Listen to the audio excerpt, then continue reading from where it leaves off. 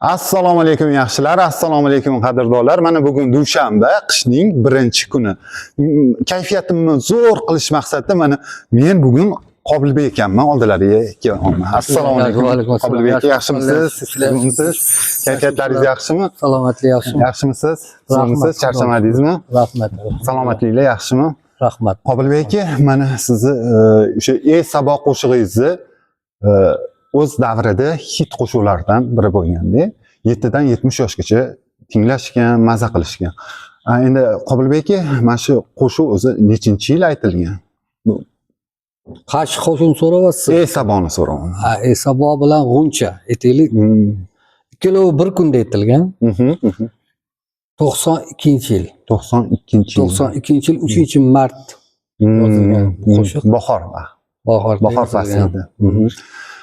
Qobilbek aka, mana bugun haftaning birinchi kuni, dushanba, qish faslining birinchi kuni. Mana aytingchi, qish ijodkorga qanaqa ilhomlantiradi? Qanaqa sizda qanaqa bo'ladi misol? Qishda maza-ku.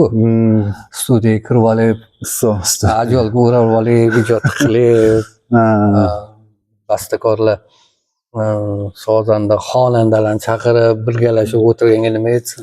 Qish kunida ijod qiladigan mahalda, ijod qiladigan payt. Kimlardir kuz deydi, kimlardir bahor deydi.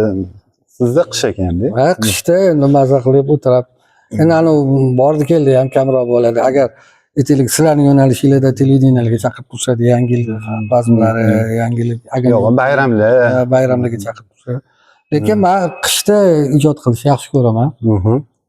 Ko'proq men qishda ijod qilaman. Endi mana 2026-yil, hadimi bir oydan keyin yangi yil, 2026-yil, xudo xolisa. Sizda rejalar bo'lsa kerak. Albatta, rejalar ko'p. 2026 o'zi 2025 bermoqchi edik. Bu yil bermoqchi edik. Endi tirbandlik ko'payib ketdi, anaqada katta sahnalarda konsert masalalari, Yevropa xonandalari, o'zbek xonandalari, rus xonandalari bilan tirbandlik bo'lib ketdi. Biz bo'sh vaqt, joy bo'lmagani uchun endi xudo xolsa 2026 albatta buni yuzaga chiqaramiz. Endi Qobilbek aka, meni kuzatuvchilarim, o'zingizni kuzatuvchilaringiz, muxlislaringizga o'sha Saboni jonli eshitsak, jonli ijro eshitsak. Mayli. Sabo gulshanda uchrat, menga ulkan onani, lablari lal, tishlari du, ko'zlari mastonani. Nur sochib gul chehrasidan cho'lg'anib kokinlari, ishq bo'lib xonimga kirsin, yashnatib ostonani. Rahmat, salomat bo'ling, sog' bo'ling, ijodingizga omad tilab qolaman. Rahmat sizlarga, taklif qilganingizga rahmat.